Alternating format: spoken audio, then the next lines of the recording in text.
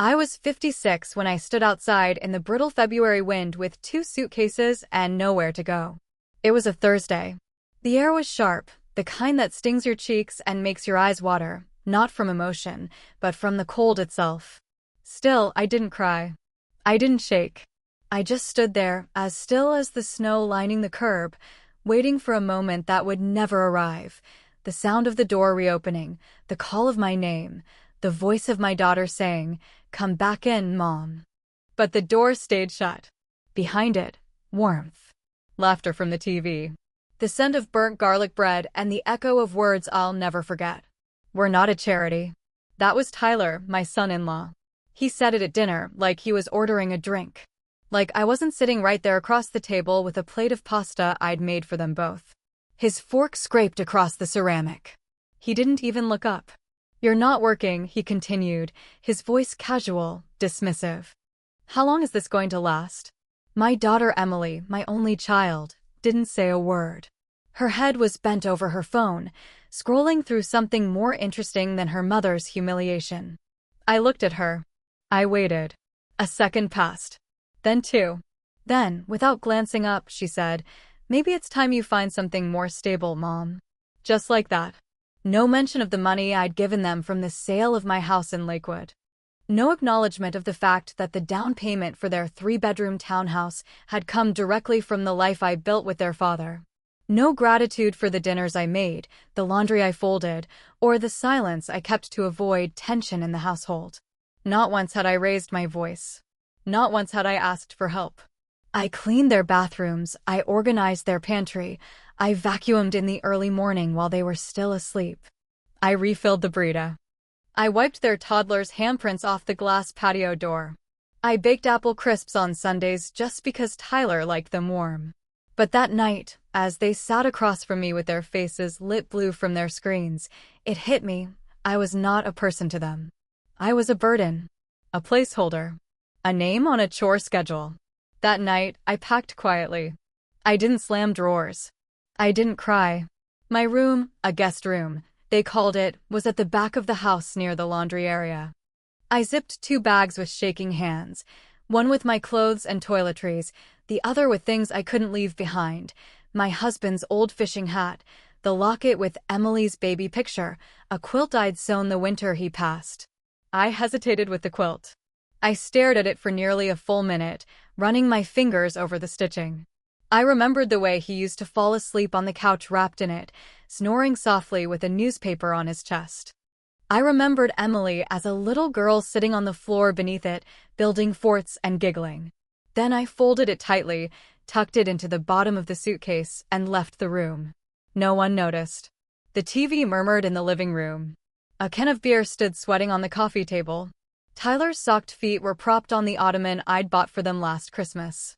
Emily was on her phone, her lips pressed together in that same tight line she always made when she was annoyed. I stood in the hallway for a moment, waiting, just waiting, for one of them to ask where I was going. They didn't. I pulled the door shut behind me and stepped into the cold. It was just after 8 p.m., already pitch dark. Snowbanks lined the sidewalks, high and crusted with ice, like frozen waves. The streetlights buzzed faintly overhead. I dragged my bags to the corner of the street, my boots crunching in the frost, and sat on the wooden bench at the entrance to the park. It was empty, of course. No one goes walking in February. I stared straight ahead. That's when I opened the neighborhood group chat. I don't know why I checked it, habit, maybe, or maybe just a flicker of desperation for some connection. And there it was, like a slap across the face. A post from a woman 2 doors down. "Looks like someone's not invited to the winter ball, face with tears of joy." My heart dropped. There were replies, laughing emojis, gifs of dancing snowflakes. One man chimed in. She should have RSVP'd when she still lived on her own, face with tears of joy. I stared at the screen, my breath fogging in the air. My name wasn't mentioned, but it didn't have to be. Everyone knew. The woman who moved in with her daughter after her husband died. The one who walked to the grocery store in sensible shoes. The one who brought homemade cookies to the HOA meeting and then sat quietly while everyone else talked over her. I sat there for nearly an hour before I had the strength to book a motel room. $42. $99 a night, no kitchen, no breakfast. The kind of place you don't ask questions in. I called a cab. The driver didn't say a word as I loaded my bags into the trunk. That night, I lay on a thin mattress in a room that smelled faintly of bleach and mildew. The heater ticked noisily in the corner. The walls were mustard yellow and cracked in places. I stared at the ceiling fan and thought about Emily's words. Maybe it's time you find something more stable, Mom. I had spent 34 years building stability. I was married at 22. We bought our first house with borrowed money and patched up hope. I worked nights at a diner while my husband finished his electrician training. I packed Emily's lunches every morning and sewed her Halloween costumes by hand. When she turned 8, she wanted to be an astronaut. I stayed up late researching planets with her. I was there for every scraped knee, every fever, every slammed bedroom door. I was there when she got her first job at the grocery store, and when she got fired 3 weeks later for being late too many times. I was the one who wrote the apology email for her. And when her father died suddenly, without warning, I didn't collapse. I sold our home, liquidated our savings, and told her not to worry. You and Tyler focus on building your life, I said. I'll figure things out. I was the one who figured things out. I gave them $87,000 from the house sale. I told her it was a gift. No need to pay me back. She smiled and said, "Thanks, Mom," and then never mentioned it again. The next month, I moved in with them. At first, it felt like family. Emily would leave little notes on the counter. "Thanks for the muffins." Tyler would say hey when he came in from work. They bought me a pair of slippers and said, "Now you're officially part of the furniture." But slowly, things changed. Tyler started changing the channel when I was watching something. Just picked up the remote and clicked it. No explanation. Emily stopped inviting me to their Sunday brunches, said it was just for friends. They locked the liquor cabinet, even though I don't drink. One morning, I found the bathroom door locked with my towels inside. Emily said it was just a mistake. Another time, I overheard Tyler on the phone. "Yeah, it's like having a ghost in the house. She just hovers." A ghost. That's what I had become. In the motel that night, I texted Emily. "I love you." "I understand." She didn't reply. I stayed up all night, staring at the flickering motel light. Not crying. Just thinking. Replaying every moment of motherhood like a film reel unraveling. All the times I sacrificed, compromised, stayed silent. And for what? To be deleted like an old file taking up too much space. The days blurred. I wish I could tell you I rose like a phoenix the next morning, determined and empowered. I didn't. I woke up on a lumpy motel mattress with a cramp in my back, the heating unit groaning like an old man in pain. There were coffee stains on the nightstand and the air reeked faintly of stale smoke, even though the room had a faded "no smoking" sign bolted to the wall. I lived in that room for 12 days. 12 mornings of instant coffee. 12 nights of staring at a ceiling that looked like peeling skin. No calls from Emily. No texts. Nothing. I went to the public library every day to look for work, brushing my hair in the bathroom with water from the sink, applying lipstick in the dim light like that would somehow cover the exhaustion etched across my face. But no one wanted a 56-year-old woman with no degree and 30 years of homemaking. One online job posting literally said, "Must be under 40 to keep up with our fast-paced team." I closed the tab and walked out. My savings were draining. I had a little over $1,800 left after motel fees, groceries, and cheap meals from the gas station next door. I rationed toothpaste. I bought a single pair of socks from the clearance bin. I wore the same gray sweater for a week until the sleeves started to smell like despair. I kept telling myself it was temporary. That Emily would come to her senses. That she'd remember I wasn't a burden, I was her mother. But silence can harden into something unbreakable. One evening, I opened my suitcase looking for a clean scarf and found something I didn't remember packing. A worn, dusty box no bigger than a shoebox, wrapped in a frayed silk ribbon. I recognized it instantly, my mother's memory box. I must have grabbed it by reflex or perhaps instinct, in those last hurried moments of packing. I hadn't opened it since she died. Sitting cross-legged on the motel bed, I undid the ribbon and lifted the lid. Inside were yellowing photos, delicate dried flowers, and a small diary with a cracked leather cover. Her handwriting danced across the first page like a whisper from the past. If something happens to me, Helen must know the truth. Helen. That was me. My birth name. Before I married. Before I became someone's wife, someone's mother. My fingers trembled as I flipped through the pages. It started like any diary, a recounting of small joys and trivial fears. But then, 20 pages in, the tone changed. He says it's not forever. He says once the election passes, things will be different. R.L.K. makes promises he never keeps. But he says if something ever happens to him, I won't be left in the dark. That Benjamin Bloom will know what to do. He said there's a provision. Quiet. Safe. R.L.K. The initials stopped me cold. I knew them. Not personally, but the name rang in my head like an old song. Richard Lane King. The shipping magnate. Owner of King Logistics. Founder of one of the largest freight networks in the country. He died when I was a teenager, heart attack on a yacht, I remembered. A story I'd heard my mother mention in passing when I was too young to know what it meant. I thought it was gossip. Fantasy. But now it was written in her handwriting, inked in pain and secrecy. She had an affair. With him. And she mentioned my name. It took me all night to process what I'd read. I searched online for Benjamin Bloom, attorney. The results were few, but one listing caught my eye, an old, stately firm in Boulder. I called the next morning. The receptionist sounded confused when I gave my name. I hesitated, then asked, "Does Mr. Bloom handle private family matters? From many years ago?" There was silence on the line. Then, "Please hold." 2 minutes later, a man came on the phone. His voice was deep, weathered. "Who is this?" "My name is Helen Lewis. My mother was Lillian Moore." Another pause. A sharp intake of breath. Then, quiet as falling snow, "I was wondering when you'd find me." My heart thudded. You know who I am?" "Yes. You need to come in. As soon as you can."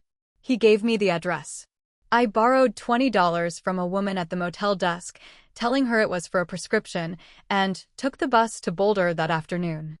The law office was in a sandstone building with ivy climbing the walls and brass handles that gleamed like they were polished hourly. Inside, the floors were hardwood, the air thick with silence and old money. Mr. Bloom was older than I imagined. Late 70s, maybe, with hands that trembled slightly when he handed me a sealed envelope. I was instructed to hold this until the rightful heir claimed it. Rightful heir. He gave me a long look. "Open it." I did. The paper was thick, textured, handwritten in fountain ink that hadn't faded. The signature was unmistakable. Richard Lane King. The letter began with an apology. "If you're reading this, it means I never had the courage to make this public. I failed you, Helen. I loved your mother, but I was a coward. I couldn't risk the scandal. But I left something behind, not just guilt, but provision. Bloom knows where. The assets are yours. Hidden. Untouched. Outside the public estate. I couldn't give you my name, but I can give you this. Use it how you see fit.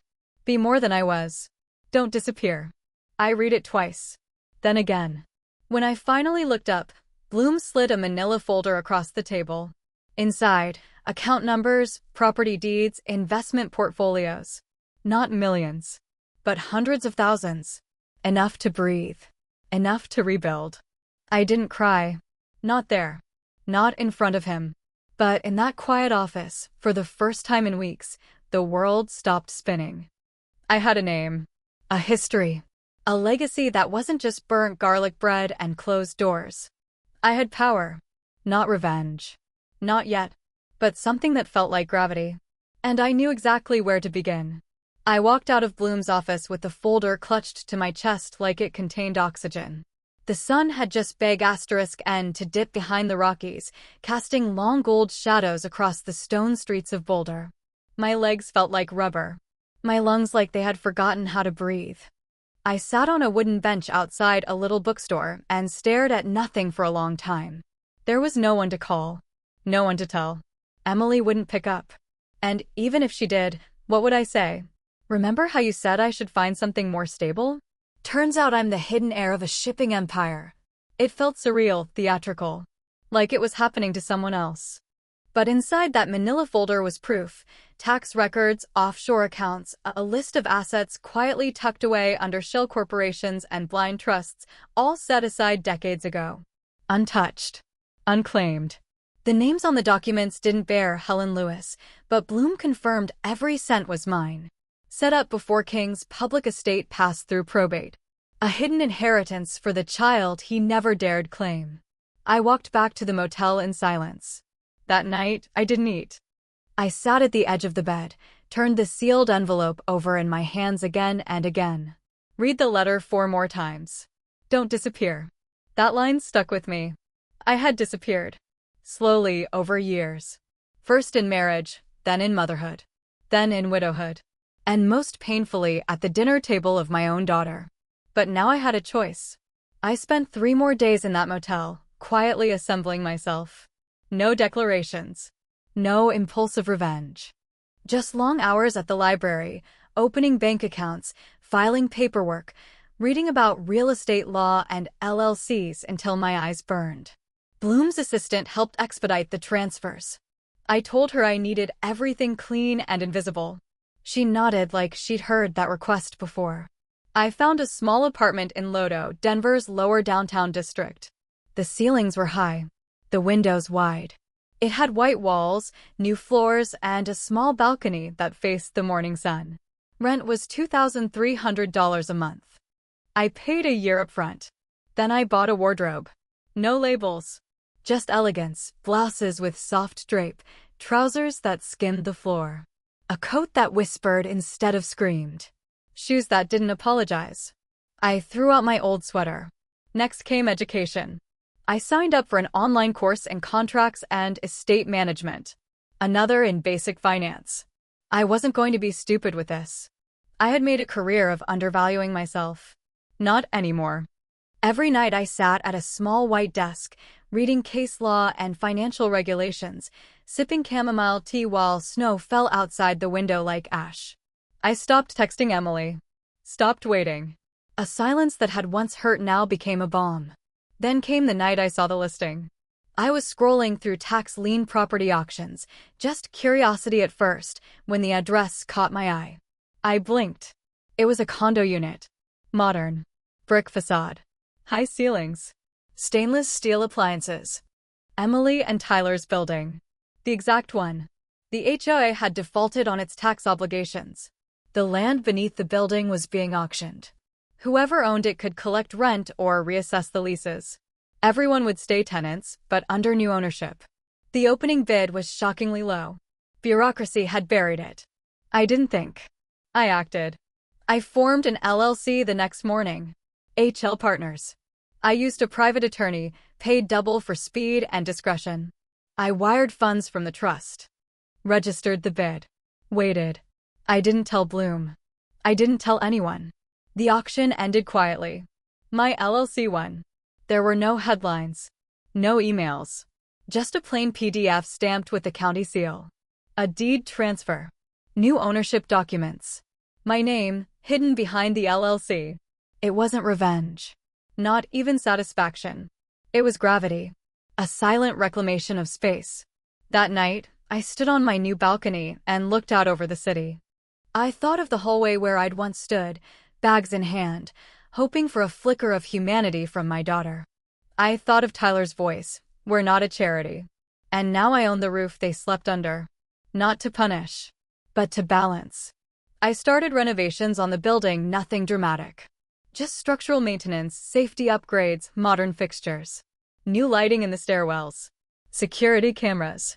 Reinforced mailboxes. For the tenants, I issued new lease notices. Updated policies. Rent reassessments based on current market value. For Emily and Tyler, that meant a $600 increase. Plus backdated fees from HOA violations. Standard procedure. Nothing personal. They received their notice the following week. I heard about it indirectly on the same neighborhood chat where they once joked about my absence. This time, someone posted, "Guess she's still not invited to the winter ball," face with tears of joy. It didn't sting. It made me smile. Tyler sent a furious email to the property manager, laced with veiled threats. Emily left a hesitant voicemail. "Mom, can we talk?" I didn't reply. 2 days later, I saw Emily in a grocery store. She didn't notice me at first. She was in the pasta aisle, holding a box of mac and cheese. She looked tired. Older than 30. She checked her phone, then put the box back. I felt a pull in my chest. A dull ache. But I walked past her without a word. Not revenge. Balance. They had taught me silence. Now it was working for me. Back in my apartment, I pulled out King's letter again. His words felt both distant and hauntingly and asterisk mate. "I couldn't give you my name, but I can give you this. This moment, this space, this autonomy." That was what he left me. Not riches. Not scandal. Just a way out of invisibility. Over the next few weeks, things escalated. Tyler's emails became more aggressive. He complained about the new mailbox codes. About the construction noise. About being shaken down in his own home. Emily sent texts that felt increasingly fragile. "Mom, I really need you. We're struggling." I'm sorry for what he said. But never sorry for what I didn't say. Never "I miss you." Never "I see you." I stayed silent. I kept fixing what was broken. Slowly. Quietly. Leaks. Lights. Locks. One of the tenants left a thank you note taped to the lobby wall. "Whoever HL Partners is, you're the best landlord we've ever had." I smiled. On my balcony, under the rising sun, I whispered my mother's name. Lillian. She had kept this secret for decades. A love buried. A child hidden. A provision quietly written into a forgotten file. And somehow it still reached me. I didn't light a candle. I didn't cry. I just stood there, wrapped in my new coat, the wind lifting the edge of the hem. This was what survival looked like. Not fire. Not vengeance. But structure. Walls. Deeds. Legal ownership. Gravity. And this time, I wasn't going to disappear. The first tenant meeting under HL Partners LLC was held in the building's narrow lobby, with folding chairs arranged in uneven rows and a pot of stale coffee resting on a card table in the corner. No one knew I was there. Not officially. I sat in the back, hair pinned up neatly, wearing a gray wool coat and dark-rimmed glasses that gave me the anonymity I needed. The property manager handled the speaking. He went through the bullet points efficiently. New ownership. Structural updates. Lease renewals. Parking lot repaved in the spring. Someone raised their hand about the noisy HVAC. Another about the broken mail slot. Everyone was heard. Everyone was acknowledged. Except one man. Tyler. He barged in 15 minutes late, a skull deepening the lines across his face. His coat was wrinkled, one button missing. His voice sliced through the murmur of respectful questions. "Who's the new owner?" The property manager hesitated, then gestured to me. "They're present. If they'd like to address the room." I stood. Slowly. Deliberately. The air shifted. Tyler blinked. His mouth opened, then closed again. "You?" I nodded. "Me?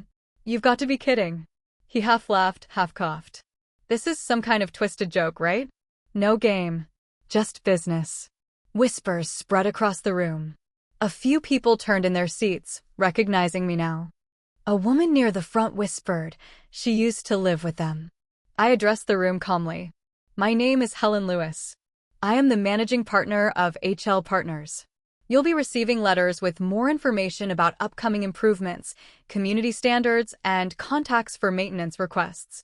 There will be no sudden displacements and no retaliation for grievances. If you've had issues in the past, please submit them in writing. You will be heard." Tyler stood frozen, fists clenched. "You made me your enemy," he hissed. "You made yourself one," I replied and sat down. Emily wasn't there. She hadn't come. But 2 days later, I heard a soft knock on my apartment door. I checked the hallway camera before opening. Emily stood there in a faded hoodie and jeans, her hair pulled back messily, eyes red. She was holding something. When I opened the door, she looked up and whispered, "I found this." It was my mother's diary. The one I thought I had accidentally packed. "I read it," she said. "All of it." I didn't say anything. I simply stepped aside and let her in. She walked into the apartment like she was walking into a church. Quiet, reverent, unsure if she belonged. Her eyes scanned the clean lines, the walls filled with soft light, the small desk with law books neatly stacked. "This doesn't feel like you," she said. "It's who I had to become." She set the diary on the table and sat across from me. We didn't speak for a long time. The silence was thick but not hostile. She stared at her hands, then asked, "Why didn't you tell me?" "You never asked." She flinched. "That's not fair."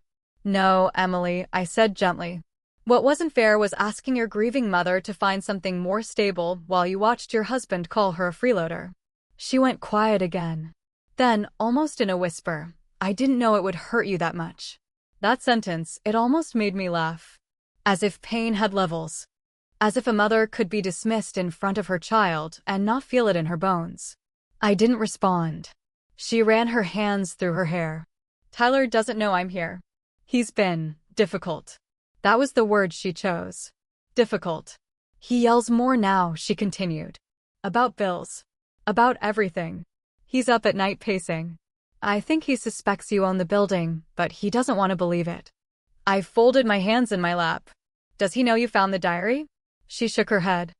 We sat for another long while. Then she said something that struck me in the center of my chest. "You've changed." "Yes," I said. "I had to." There was no apology. Not yet. No tearful confession. Just the beginning of recognition. And for now, that was enough. After she left, I sat alone with the diary. I flipped through its brittle pages, rereading my mother's words. Her longing. Her fear. Her quiet hope that one day, her daughter might find a way out of smallness. I had. Not through shouting. Not through pleading. But through paper. Deeds. Ownership. The next week, I finalized the building's security upgrades. New locks. Better lighting. High-definition cameras. A local contractor named Aaron did the work. Mid-30s, respectful, with a deep voice and no questions about my past. "You're the only landlord who's ever said thank you," he told me one day. "Maybe that's the problem," I replied. Tyler, meanwhile, was unraveling. He began leaving handwritten notes in the lobby, taped to the community board. Complaints about surveillance state tactics. Rants about corporate parasites. He underlined certain words 3 times, like a man trying to scratch his frustration into the paper. He emailed the property manager daily. Once, he wrote, "I know what's going on. This is extortion. You think you're clever." Another time, simply, "She doesn't belong here."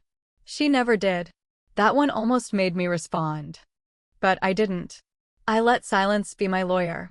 The neighborhood group chat flared with speculation. People whispered about the new owner. One comment thread caught my eye. "Whoever they are, they're not from here. Probably some out-of-state trust fund baby. They don't even care about our community." And then, reply from someone I didn't recognize. "Actually, they care more than the last 10 owners combined. At least they fix things." I smiled.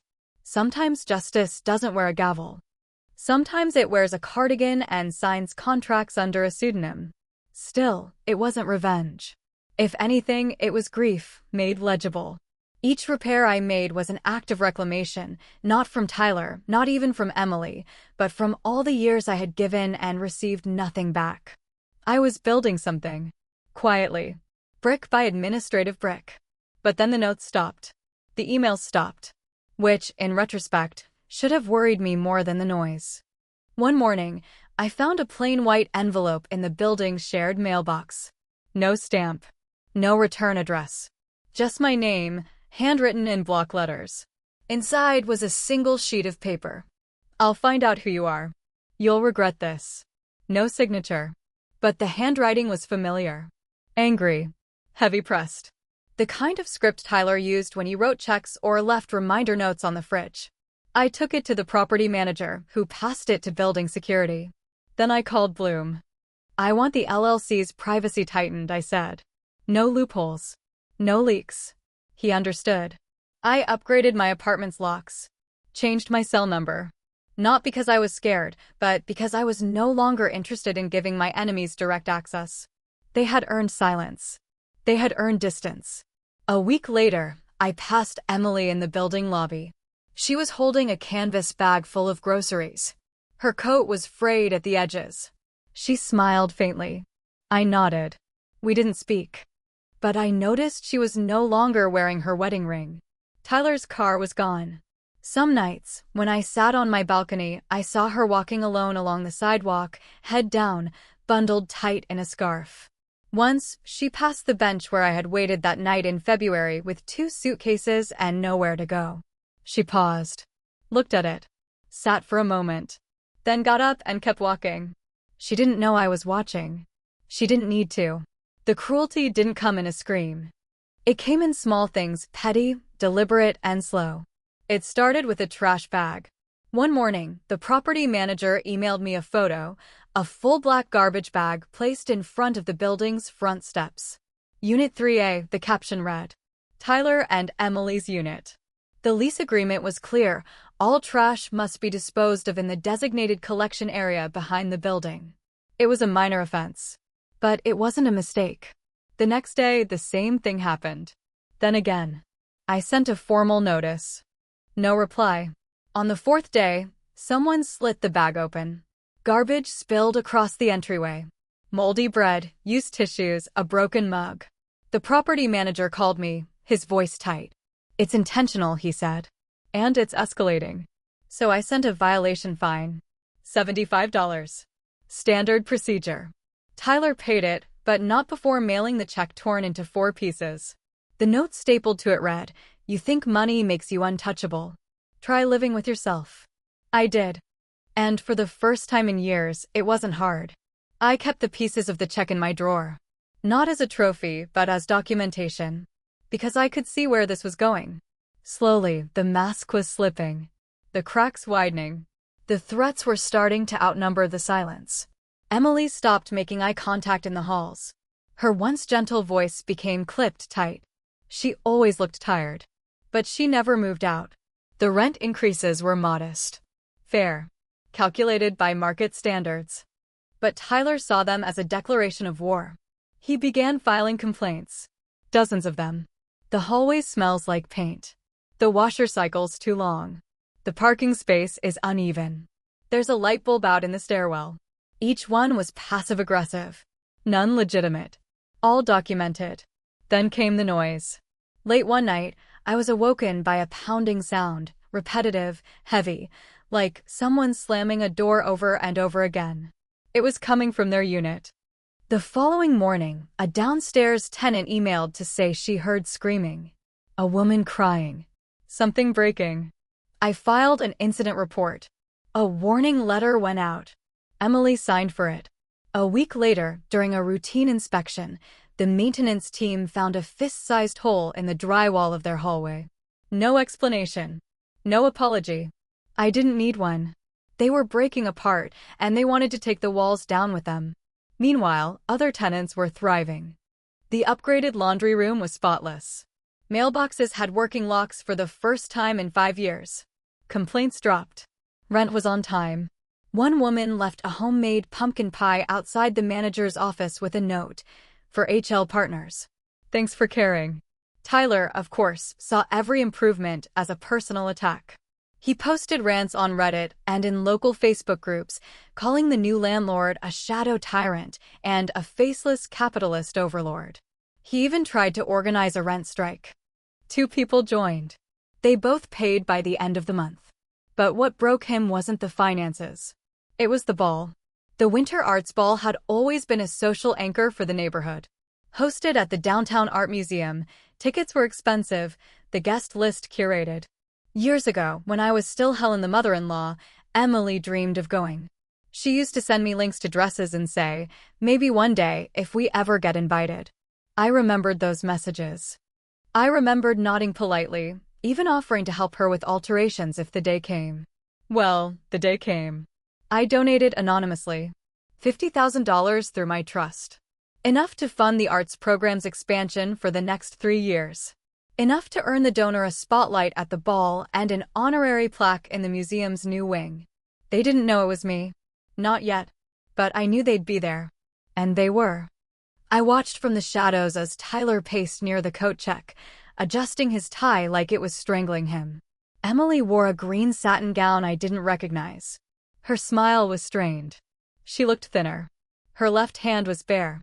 A mutual acquaintance walked past me and whispered, "You know, I heard the new donor is someone local. Big money. Quiet type. Nobody's seen her yet." Her.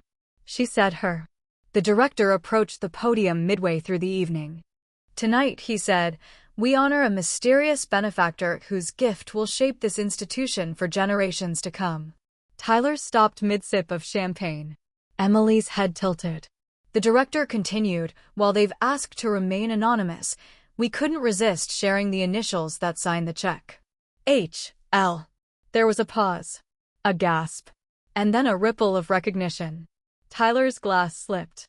Cracked against the marble. Emily's face drained of color. I turned before they could find me in the crowd. Let them wonder. Let them whisper. I didn't need applause. I only wanted silence. Later that night, as I walked through the snow back to my apartment, I saw a figure sitting on the building steps. Emily. She was clutching something. A plastic grocery bag. Inside was a single can of soup and a box of pasta. She looked up when she saw me. Her voice was small. "I left him." The words hit like frost. "He was checking my phone. Following me to work. Said I'd been poisoned against him." Her breath fogged in the air. I couldn't breathe anymore. I sat beside her. We didn't speak. Minutes passed. Then, in a voice so quiet I almost missed it, I read the diary again. I turned toward her. She looked like the child I once knew. Fragile. Afraid. "You really did all that alone, didn't you?" she asked. I nodded. "I didn't know. You didn't want to know." She closed her eyes. That night, at dinner, I heard him say it. "I just didn't want the fight. I didn't think you'd actually leave. I didn't think you'd let me." We sat in silence again. Two women, one bruised by marriage, one by motherhood, breathing in the cold. Finally, she said, "I don't want anything from you." And that was when I knew she meant it. Not a key. Not money. Not redemption. Just presence. "Then come inside," I said. She did. That night, she slept on my couch, wrapped in the quilt I thought I'd never use again. I left a note on the counter for her to find in the morning. It said, "You don't have to apologize for waking up. Just don't fall back asleep." Tyler's silence didn't last. It mutated. Shifted. Hardened into something uglier. 3 days after Emily left, the first anonymous email arrived. Subject line: Legal notice, fraudulent transfer of ownership. The body was riddled with poorly constructed legal jargon and veiled threats. It accused HL partners of deceptive acquisition tactics, improper manipulation of tax liens, and abuse of a familial connection for gain. There was no signature, but the sender address was a generic Gmail account with a username I immediately recognized: trjustice88. Tyler's birthday was in 1988. I didn't reply. I forwarded it to Bloom. His response was curt. Desperate. Likely not admissible. But keep documenting. I printed the email, dated it, and slid it into a red folder I kept in the drawer of my desk, labeled Incidents. It was getting thick. That same week, the property manager informed me that someone had called the county clerk's office claiming to be an attorney representing the building tenants. The caller had asked for all records related to the recent tax lien auction. The name they gave? Benjamin Bloom. They mispronounced it as Bloom. The clerk, suspicious, called the real Bloom's office to verify, and of course, he'd never made that call. Another entry for the folder. Then came the letter. No envelope. Just a crumpled page slid under my apartment door, handwritten in the same bold, heavy print Tyler always used when labeling storage boxes in Emily's garage. "This isn't over. I know what you're doing. The truth always comes out. Watch yourself." No signature. No date. Just fury pressed into paper so hard it left indentations on the hardwood floor. I stared at it for a long time. Then I picked it up, folded it once, and slipped it into the folder. Next morning, I scheduled full security reinforcement for the building. I hired an independent surveillance company, discreet, veteran-owned, No questions asked. They installed motion sensor cameras in the hallways, upgraded the entry system, replaced the codes. I handed every tenant a new electronic fob, each uniquely coded. When Emily came by to pick hers up, she stood in the doorway like a child entering the principal's office. "He's angry," she said, voice hollow. "I know. He thinks you manipulated the auction. Thinks you stole the building from under him." I didn't laugh. But I wanted to. "The building was never his," I said. "He just thought everything was." Emily looked tired. She was sleeping better, but still flinched at sudden noises. She had rented a small studio on the other side of town, a second-floor walk-up near an art supply store. She took up painting again, something she hadn't done since college. She started seeing a therapist. Joined a support group. She even got a part-time job at a bookstore. Progress, but fragile. Tyler, meanwhile, began waging psychological warfare in every petty way imaginable. One night, the power to the common hallway was cut. Cameras caught him fumbling at the breaker box with a screwdriver, swearing under his breath. We pressed charges for tampering. Minor offense. He was fined $150. He didn't pay. Instead, he posted flyers around the neighborhood, accusing HL partners of gentrification, of elder exploitation, and landlord-int***midation. He printed them at the public library. I took them all down with my own hands. I didn't alert the press. I didn't respond online. I just kept reinforcing. Legally. Logistically. Emotionally. I started weekly meetings with the property manager. We installed carbon monoxide detectors, fire extinguishers in every hallway. Began the permit process to renovate the rooftop into a tenant garden. The community started noticing. A single mother on the second floor brought me banana bread. "You actually fix things," she said. "Thank you. You deserve to live in a place that works," I replied. She didn't know my name. That made it easier. Tyler, in contrast, couldn't fix anything. Not his marriage. Not his image. Not his delusion of control. He began harassing Emily directly, texts, voicemails, even showing up at her work. She filed a restraining order. He violated it. Briefly arrested. Released the same night. Emily came to me shaking. "He won't stop." "He will," I said. And I meant it. I met with Bloom and began building a full legal barricade. We documented every violation. Every message. Every attempt to impersonate him or ***midate me. We pulled security footage, call logs, emails. Then Bloom sent a cease and desist. It was 10 pages long. It included ***TS, photos, voice recordings, and an NDA offer. If Tyler signed it, he would avoid a defamation lawsuit, avoid further financial ruin, avoid criminal escalation. But the terms were clear. He had to disappear. No contact. No threats. No online accusations. And most importantly, no access to Emily. He signed it within 48 hours. Some called it an admission of guilt. Others called it surrender. I called it silence. Afterward, the building settled into a strange calm. For the first time in months, I didn't wake to slammed doors or flickering hallway lights. Emily began coming over more often. Sometimes we cooked. Sometimes we just sat. One evening, she showed me a small canvas she'd painted, a window with soft morning light, a steaming mug, and a single red leaf on the sill. "It's peace," she said. "It looks like forgiveness." She didn't respond. She didn't need to. A few days later, I received an invitation. Embossed. Formal. "The Denver Winter Arts Ball Committee cordially invites you." It was from the museum. The same event Tyler and Emily had once dreamed of attending. The same event I had anonymously funded. At the bottom, scrawled in pen, "We'd like to honor our mysterious benefactor. If you're ready to be known." I held the envelope for a long time. I thought about what it meant. To step back into the light. To be seen, not as a mother, not as a widow, not even as a landlord, but as someone who built something that could not be taken. I RSVP'd yes. On the night of the ball, I wore a floor-length black dress. Simple. Elegant. A pearl pin at the collar, my mother's. My heels clicked against the marble floor as I entered the museum atrium.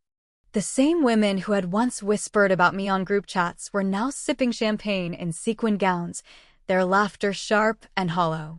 "She won't show," one of them said. "Whoever she is, she's probably ancient." I smiled. When the event director, a man named Nate Harris, took the stage, the room hushed. "And now," he said, "we honor the woman whose generosity has breathed new life into this institution." A pause. "Please welcome Mrs. Helen Lewis." The spotlight found me. Gasps. A dropped glass. One woman's mouth hung open like a painting left unfinished. I walked to the stage with steady steps. Applause thundered. I didn't smile. I didn't wave. I just stood there and let them see me. Not invisible. Not erased. Present. I looked out into the sea of sequins and frozen smiles and thought of Tyler alone, gagged by his own signature, a man who tried to drown me in silence and ended up silencing himself. And then I thought of Emily, somewhere in the city rebuilding. I whispered into the microphone. I was told once that I didn't belong. That I was a burden. That I had nothing to offer. I hope this building, this wing, proves otherwise. To all the women who are told they're too old, too quiet, too inconvenient, build something. Make it yours. And when they tell you it's not allowed, do it anyway. Then I stepped down. The applause followed me all the way to the exit. The Winter Arts Ball changed everything except me. That's what people never understand. Power doesn't make you loud. Not real power. It makes you precise. It teaches you to choose your silence. And when to break it. The week after the ball, the tenant board meeting was scheduled. A quarterly formality, but this time, it had weight. There were whispers about ownership, about legacy. Rumors had swirled after my name was announced at the museum. A few tenants pieced things together. Most still had no idea who I was beyond the paperwork. But Tyler knew. He'd been quiet since signing the NDA, but quiet for men like him isn't peace, it's pacing. Planning. Praying for a crack in the wall. He showed up early. Sat in the third row, legs spread like a threat. He wore a navy jacket that hung too loose on his shoulders, and his eyes never stopped scanning the room. Looking for allies. Looking for me. I didn't sit in front. I came in through the side, dressed in a charcoal blazer and soft black trousers, hair pinned. No jewelry. No fanfare. I sat in the back row until the meeting began. The property manager started with updates. Routine. Boring. HVAC repairs. Lease renewals. Parking policies. Then he said the words I'd been waiting for. And we'd like to thank HL Partners for their recent investment in building security and structural upgrades. The owner is present this evening. Chairs shifted. Heads turned. I stood. Slowly. Deliberately. "Good evening," I said. "My name is Helen Lewis. I am the managing owner of HL Partners, LLC. It was quiet enough to hear the hum of the vending machine down the hall. Tyler's head jerked toward me like a hinge snapping. His jaw opened, but no words came. The room held its breath. I continued, "We believe in responsible ownership. In safety. In honoring tenants, not exploiting them. This building is not just brick and rent. It's home to families, to workers, to people who deserve better than what they had before. If you've noticed improvements, I'm glad. If you haven't yet, you will." Someone clapped. A few more joined. Then Tyler stood. He said, his voice tight, as if it had to climb over broken glass just to reach his mouth. "This is personal. You're doing this to punish me." I didn't raise my voice. I didn't flinch. "No, Tyler," I said. "This is property law. You made me your enemy. You made yourself one." His face flushed. "You poisoned Emily. You turned her against me. She saw you clearly for the first time. That's not poison. That's daylight." Someone near him murmured, "Sit down, man." But he didn't. He looked around the room, eyes desperate, scanning for anyone who would still listen. "She's not who you think she is," he snapped. "She's manipulative. She hid money. Hid who she really was. She pretended to be weak. Now she's playing God." I tilted my head. "Did you ever ask who I really was, Tyler? Or did you just assume I existed to hold the vacuum and warm your dinner?" No one laughed. No one gasped. Just silence. The kind that follows revelation. Emily wasn't at the meeting, but she heard about it. The messages came in slowly over the next few days.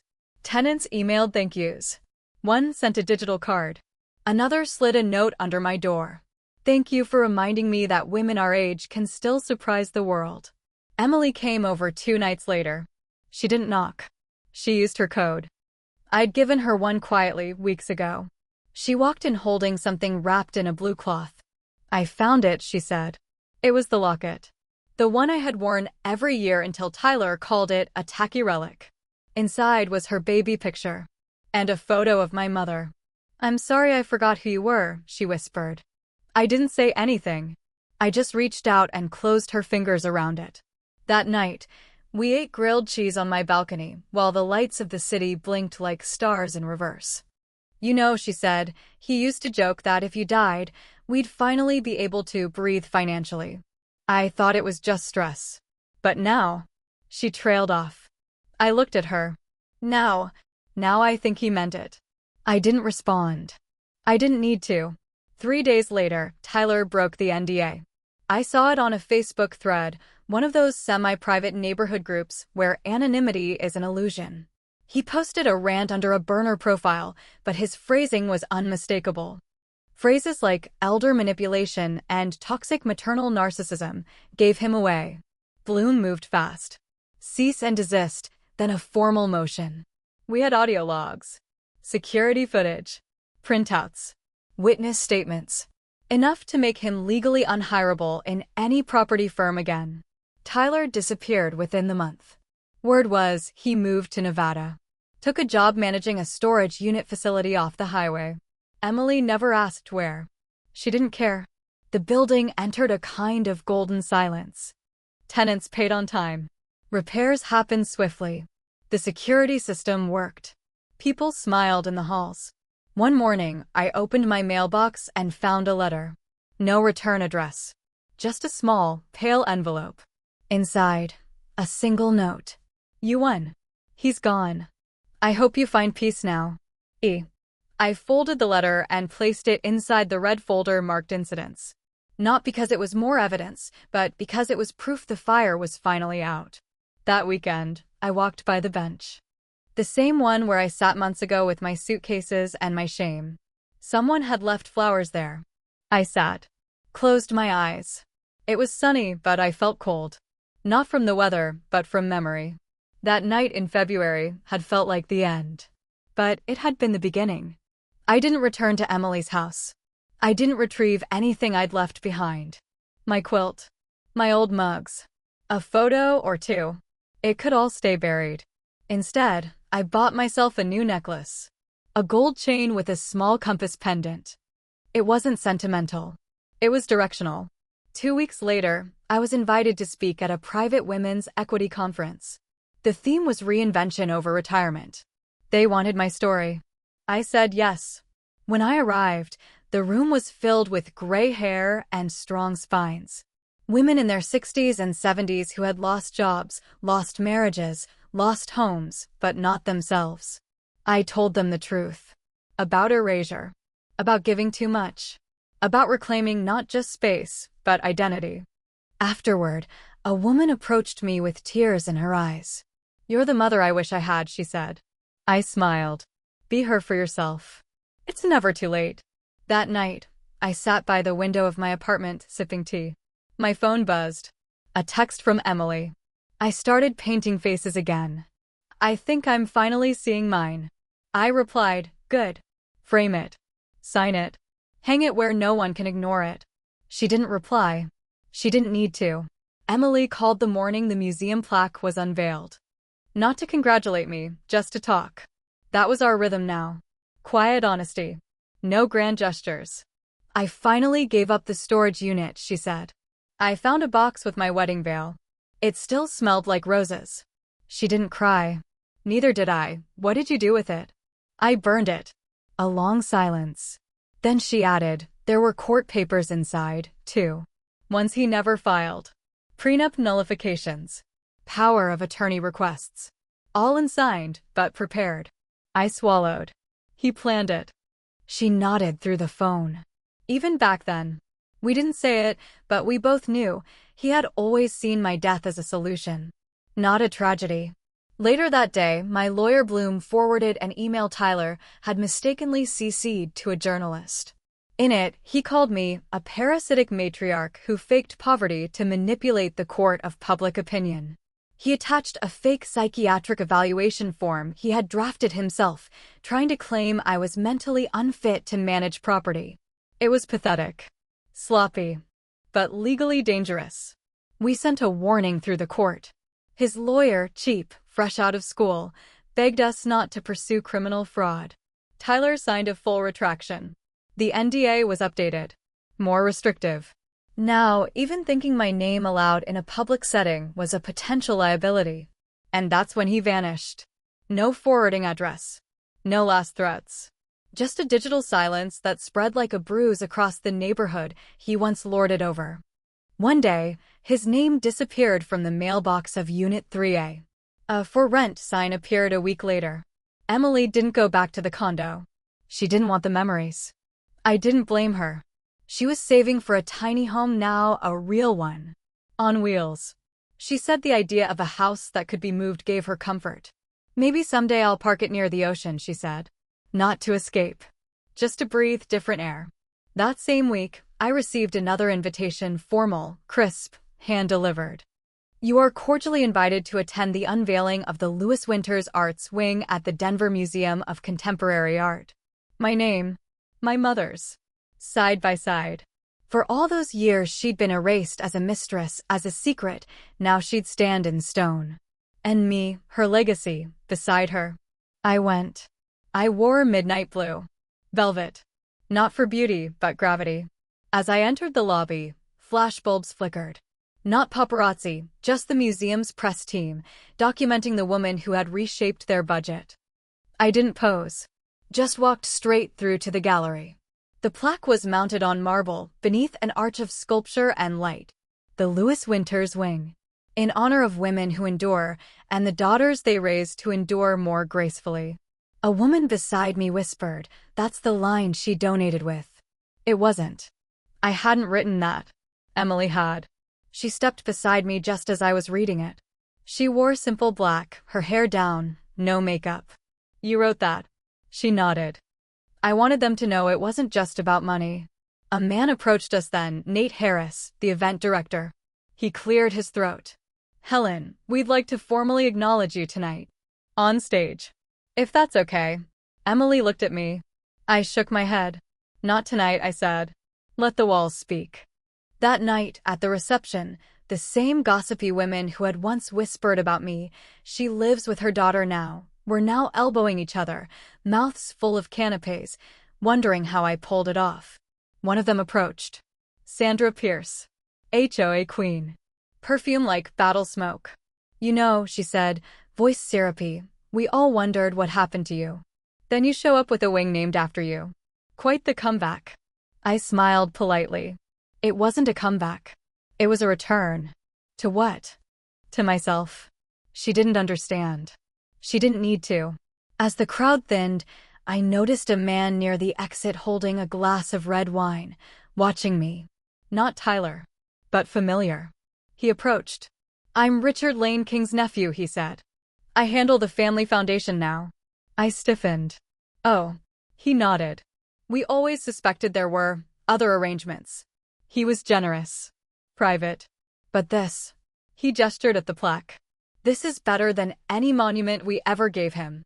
I stared at him, unsure if it was a compliment. "I think he'd be proud," he added. I nodded. "I don't need him to be. I needed him to be brave." He wasn't. But I was. And I walked away.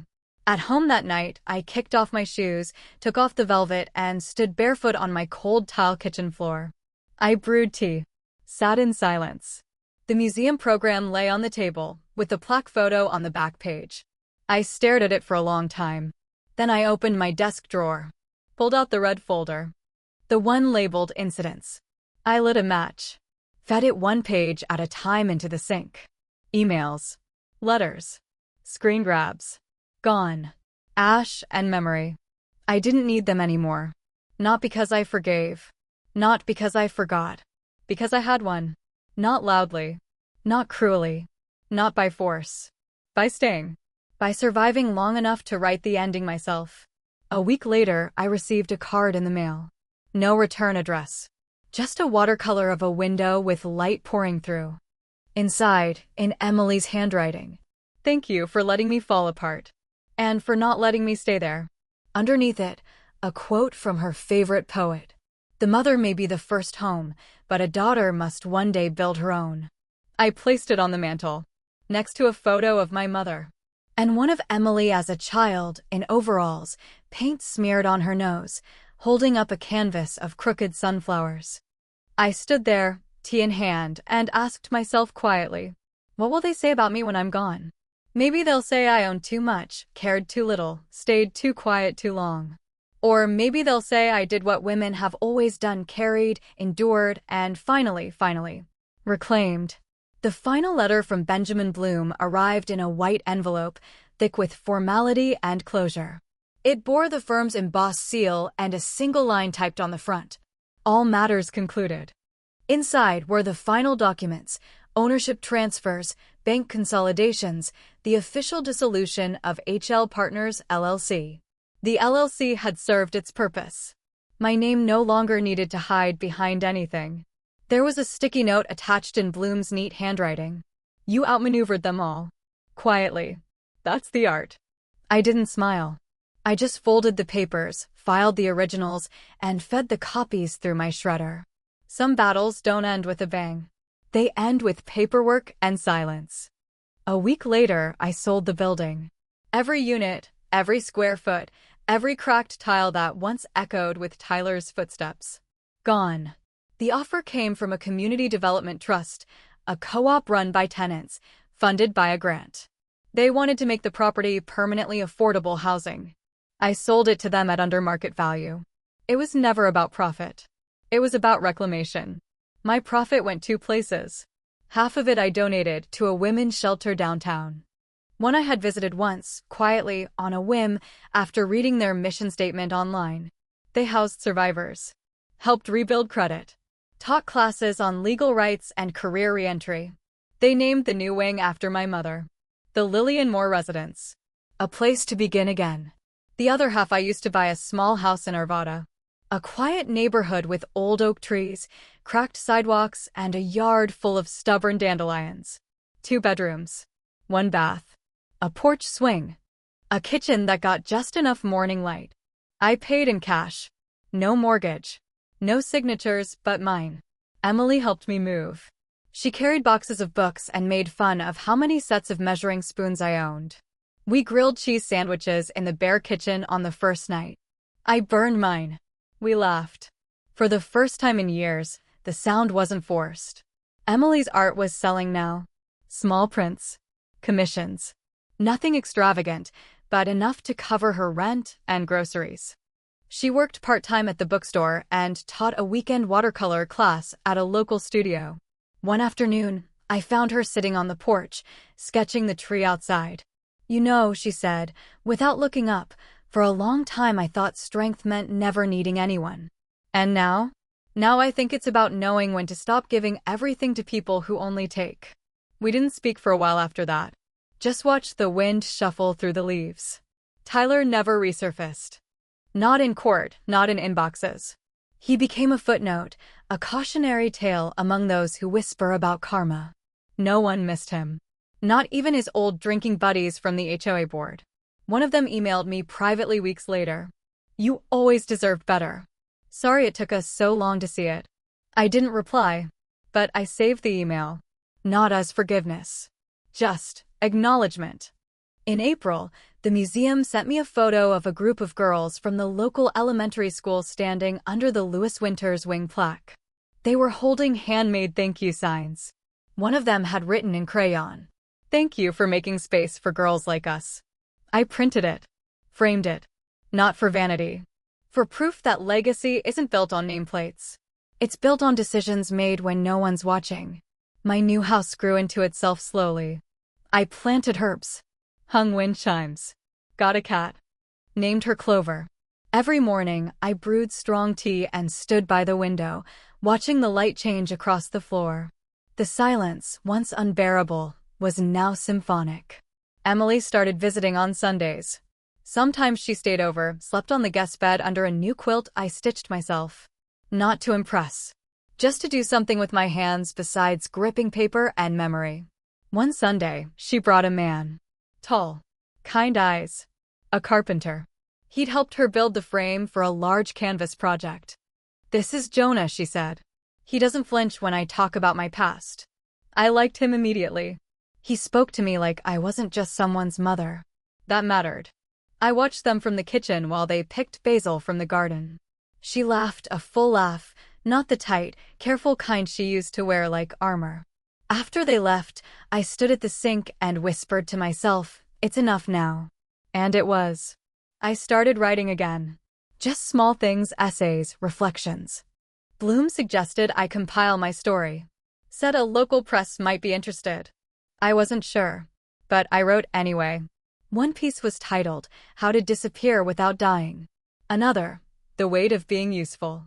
But my favorite was short. Just a few lines. They tried to erase me.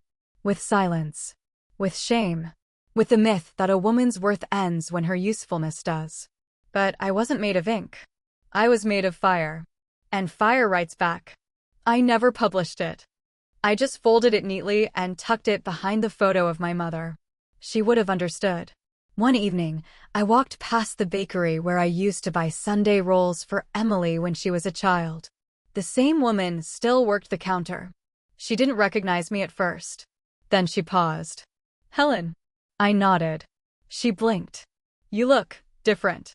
Lighter." "I put some things down," I said. She smiled. "Well, whatever you're doing, keep doing it." I bought 2 rolls. Brought them home. Ate one in silence. Wrapped the other for Emily. Before bed, I stood at the window. The porch swing swayed gently in the wind. A moth tapped against the glass, confused by the light. I whispered to the night, "I forgive you." Not to Tyler. Not even to Emily. To myself.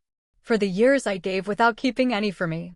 Inside the drawer of my nightstand, I kept my mother's diary. Its leather cover worn, pages brittle with confession. Tucked inside it was a note I'd written recently. Folded 3 times. Addressed. To Emily. When the time comes. It read. You don't need their love to be worthy. You just need the truth. Don't ever let them make you forget who you are. Or who you come from. I added one final line. This house is yours when I'm gone. Not because you earned it. But because I chose you anyway. Sometimes, choosing is the most radical act. I turned off the lamp. Slid into bed. Outside, the wind picked up. I listened to it scrape across the house I bought with the silence they gave me. They tried to erase me. I became unforgettable.